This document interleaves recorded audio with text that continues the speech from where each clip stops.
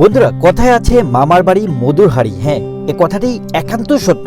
মামার বাড়ি মানেই হচ্ছে যে মধুর হাড়ি। এত আনন্দ, এত সুন্দর স্মৃতি। আপনি সত্যি কথা বলতে গেলে শ্বশুর বাড়ি থেকেও মামার বাড়ির যে আদর, ভালোবাসা এবং ভালো লাগার জায়গাটা অনেক অনেক অনেক গুণে বেশি। বন্ধুরা, আমি কথা বলছি এবং যে নাটকের রিভিউ করছি সে নাটকের নাম হচ্ছে মামার বাড়ি। এই নাটকটিতে আমাদের পছন্দের জুটি নিলয় আলমগীর এবং হিমি আপুর অভিনয়, চমৎকার অভিনয় দেখতে পারবেন। তাছাড়াও বেশ কিছু গুণী ব্যক্তিত্বকে আপনারা দেখতে পারবেন। তারিক এনাম খান, মনিরা মিঠু, দিলারা জামান সহ সাবিরি আনাম সহ আরও বেশ কিছু গুণী ব্যক্তিত্ব এখানে আছে। এবং এই নাটকটি এত সুন্দর ডিরেকশন দিয়েছেন এবং স্ক্রিপ্ট লিখেছেন মাহিন খান। আমি অসম্ভব ধন্যবাদ জানাচ্ছি এত সুন্দর একটি নাটক আমাদেরকে উপহার দেওয়ার জন্য।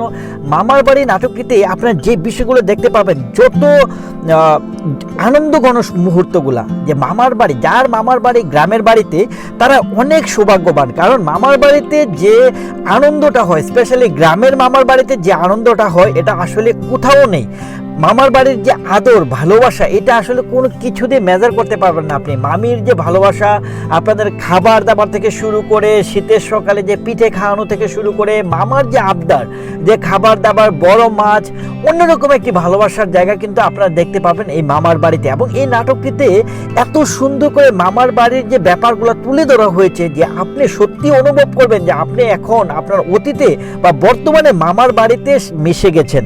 সত্যিকার অর্থে শীতের সকালে খেজুরের রস যেটা গ্রামের বাড়িতে দেখা যায়, এই নাটকে এত সুন্দর লাগছিল। এগুলো দেখে নিজের মামার বাড়ি বা ছোট সময়ের কথা খুব মনে পড়ছিল। আসলে এই নাটকে আপনারা আরও দেখতে পাবেন যে বিষয়টি আসলে খুবই শিক্ষণীয়।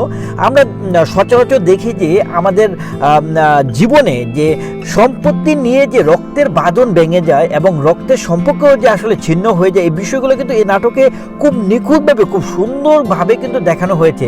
যে ভাইয়ের সাথে ভাইয়ের দ্বন্দ্ব, ভাইয়ের সাথে বোনের দ্বন্দ্ব এবং বোনের সাথে বোনের দ্বন্দ্ব, এই ব্যাপারগুলো কিন্তু তুলে এসেছে এই নাটকটিতে। এবং এই নাটকটিতে এত সুন্দরভাবে একটা জিনিস আসলে প্রেজেন্ট করেছে যে যখন আমাদের বাবা মা বেঁচে আছে, তারপরেও যখন ভাই বোনেরা যখন এইসব সম্পদ নিয়ে ঝগড়াঝাটি করে, ভাগাভাগি নিয়ে ঝগড়াঝাটি করে, তখন বাবা মার ফিলিংসটা কেমন হয়, এই বিষয়টি কিন্তু খুব সুন্দরভাবে ডিরেক্টর বা আমাদের স্ক্রিপ্ট রাইটার ভাই কিন্তু খুব সুন্দরভাবে এখানে পরিবেশন করেছেন। কেননা আমাদের বাবা মার সামনে যখন আমরা এই সম্পত্তি, ক্ষুদ্র বিষয় নিয়ে যখন ঝগড়াঝাটি করি, তখন তারা কিন্তু খুব কষ্ট পায় এবং তারা এই বেঁচে থেকে এই জিনিসটা দেখাটা তাদের জন্য খুবই কষ্টকর।